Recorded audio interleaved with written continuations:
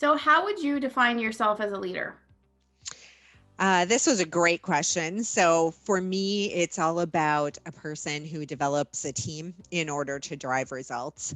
I love seeing people grow in their roles and develop and succeed. I also define myself as a lifelong learner who wants to do the right thing for our customers and employees.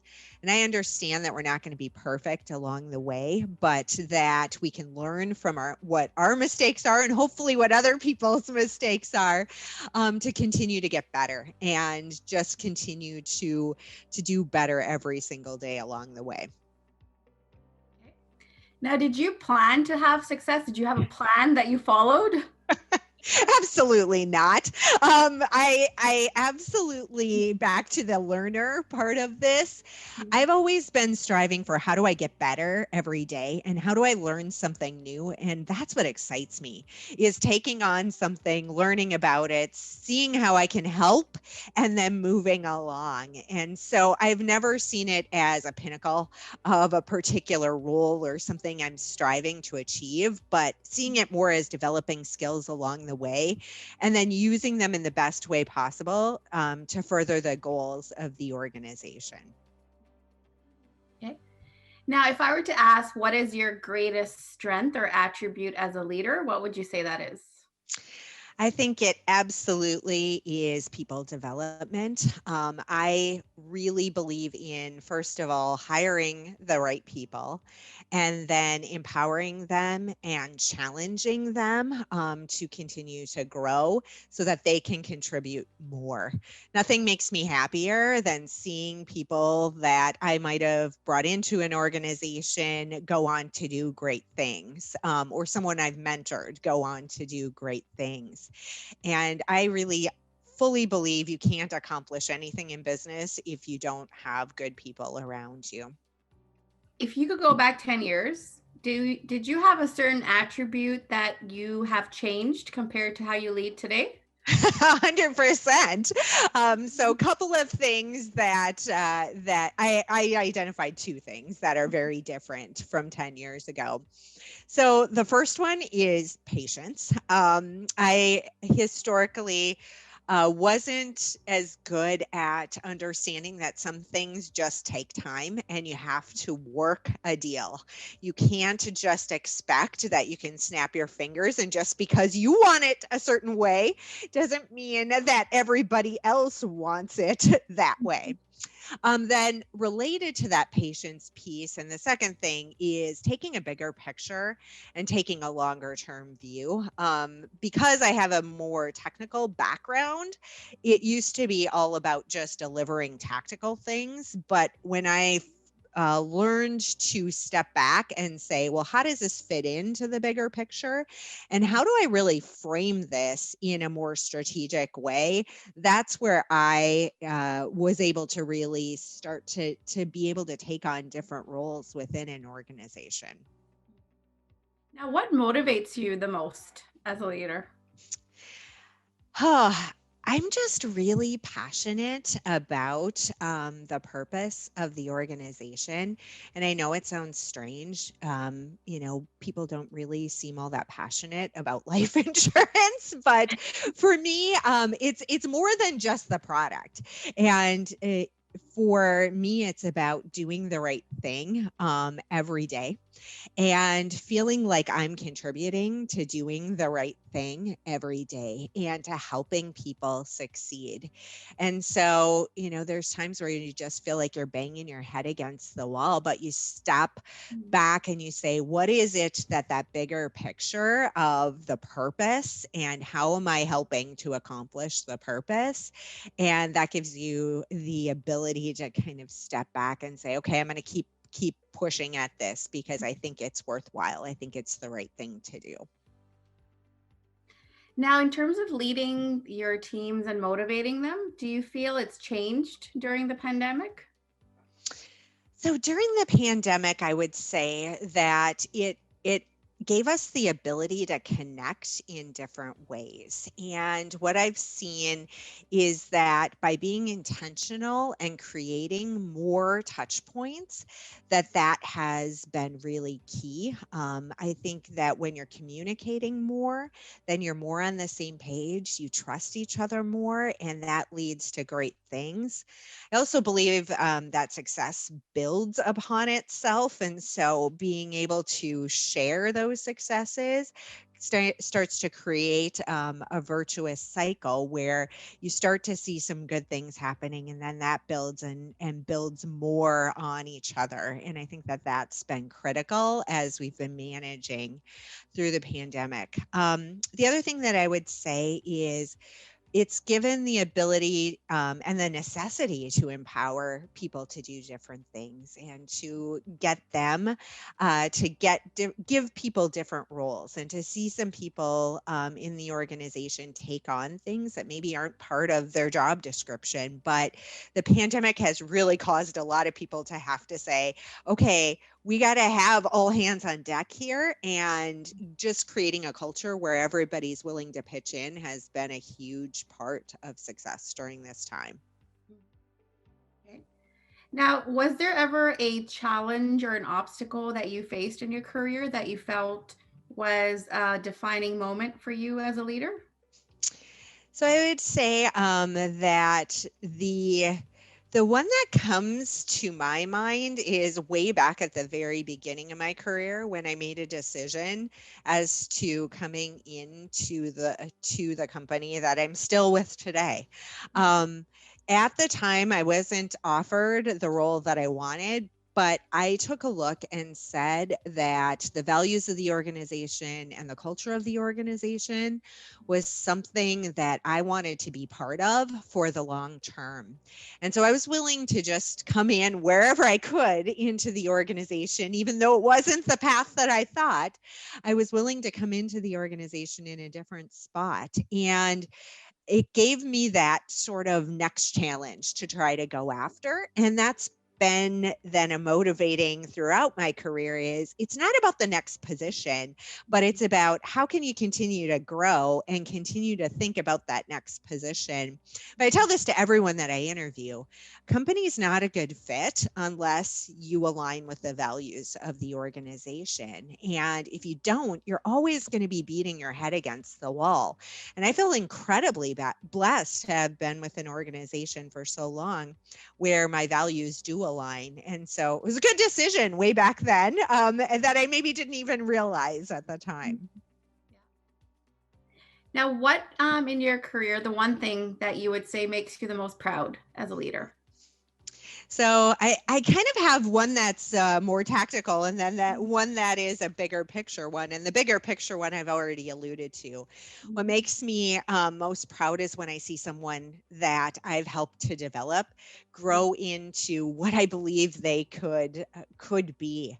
So I have one person in particular in mind who was just a really I I helped on the interview team to hire her. And there were a lot of people who said, why would we hire her? You know, she's not a great fit. And I'm like, no, she's got that something, that spark that really is what we need. And she became a mentee of mine and later ended up working for me. And she's doing great things in the organization. And it's been so much fun to see her grow, develop, get opportunities, and really come out of her shell. So that is absolutely kind of top of my list, is that people development part. If I think about a moment of something that made me really proud, it was something that I worked with a lot of people on for a very long time. And that was getting a rating agency upgrade. It was one of those things that didn't happen overnight.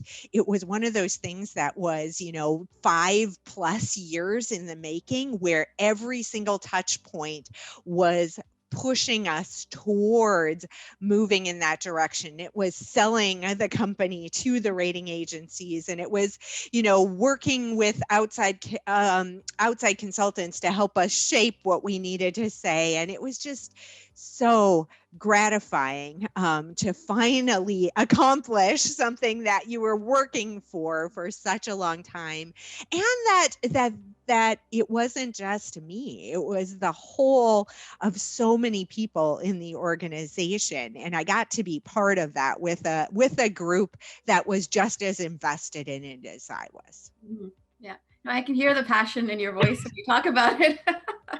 It was so much fun. I mean, I love that stuff, right? Yeah. Now, what do you think is the role or should be the role of leaders when it comes to addressing the diversity and inclusion challenges that we're being faced with today? I think every one of us as a leader has to be vocal about this. There's no way around it. We're all better off if everyone succeeds. Mhm. And we are better off on having more diverse voices around the table. We cannot use the same kind of thinking over and over and over and hope to get different results. You need to have different perspectives. You need to challenge one another. And that only happens if you have people with diverse backgrounds at the table. And it's going to take every one of us making a concerted effort to think about this in order to make a difference.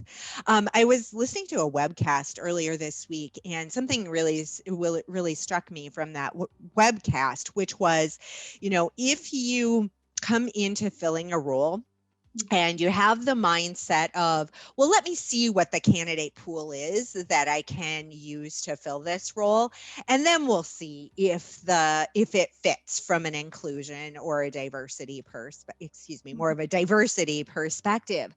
And the flip side to that is saying, what do I need from a diversity perspective? And then bringing the pool to the table that will fill that. You will be way more likely to fill with what you need from a diversity perspective if you put that first. And I don't think we put that lens on it enough. So that was a huge aha for me. Mhm. That's a interesting perspective. Mhm. Now, what would you say is your leadership credo that you lead with? Oh man, this is the hard one. Mhm. My credo would be people first, Mhm. and the right people in the right roles, and empower people. Um, Keep learning, Mhm. and don't be afraid to make mistakes, and learn from those mistakes. And then I think it's all about be passionate about the purpose that you're trying to achieve. I don't think that if you don't have that purpose and you don't have a passion toward that purpose, that you can be a successful leader. Mhm. Okay. No, that's powerful. Now, balancing the mind as a leader, it's very important. So, what Totally. what do you do to sort of balance, your mind, and what do you do in your free time? Yeah. So I have kind of a couple of buckets of things. Mhm. I learned from a mentor early on that you need to have something that you're doing to take care of yourself physically, because that allows you to release stress in one way, but you also have to have other things you're passionate about outside of your job, or you won't have any kind of balance there. So from a physical kind of perspective, yoga and biking are my two big passions. And so those have been huge lifesavers to me when you just need to get stress out and you just need to be in touch with yourself physically. So I love yoga, love biking. From more of the continuous learning perspective, traveling and cooking are my two passions. So, and they go hand in hand a lot, right? Where you might have another culture you're learning about, and so you can do that through travel, or you might do that through cooking. Um, I really miss travel, and I cannot wait until we can get back to it, because it's a huge release for me. And one of those things where traveling allows me to just completely step away from the day to day and immerse myself in something completely different and see things from a different perspective. And I miss that so much during the pandemic, but we'll get back to it. Yeah, for sure. Now, any books or a specific book that you would recommend from a leadership perspective that's valuable to read? Yeah, I have two that are really have been powerful to me, and they're actually both fairly recent books. The first one is Dare to Lead by Brene Brown. I couldn't put that one down. There's so many great ways of thinking about leadership in a different way, and especially as a woman, thinking about the ability to be empathetic, the ability to be vulnerable in a different way, and how that can change everything for your team. So that's a huge one. The second one that I just absolutely loved in the last year is called The Infinite Game by Simon Sinek. Mhm. And what I love about that is that there's not business isn't something to be won or lost. It's how you play the game for the long term. And if you take a long term perspective, you're going to have those short term wins along the way. But it isn't about that short term win column versus loss column. It's taking that long term perspective that really is what makes businesses successful over time. Mhm. Now, if you ever had a chance to sit down and write a book, what would you write about? I don't know. This one was really hard for me, Sarah. I think it would be about, if it were a business book, it would be all about developing people and how to, not how to, but ideas of what has been successful for me in developing and empowering people. I think if I could do something though completely outside of that, it would totally be a travel book. Yeah. Okay. Now, if we put you on the cover of Time magazine, what would you like it to say? This one was also really hard for me because I am just sort of not that person who really strives for all of that attention. And so I kind of would say I don't really want to be on the cover of Time magazine. But if you're going to make me be on the cover of Time magazine, Mhm. I think it would be it could be one of a couple of things. I come back to, it could be something like the person behind the success of someone else, Yeah. or it could be something along the lines of, being a really forward thinker and being someone, a visionary, if you will. Mhm. Yeah. Now, if I were to ask you to give a quote that would be your legacy as a leader, what would you like that quote to be? So I'm going to twist this one a little bit because I really wanted a way to bring in my very favorite quote. And so it's less about legacy, but it is really how I try to lead and manage. And that is, if you don't like something, change it. If you can't change it, change the way you think about it. Right. And I come back to that over and over again when I'm banging my head against the wall. And if something is frustrating me, I really make a very conscious effort to say, do I want to push on this and make a change here? Or is this something that I just need to take a different perspective on and need to think differently about it? And so that is really one of the mantras that I go by. Mm-hmm. Well, no, that's powerful.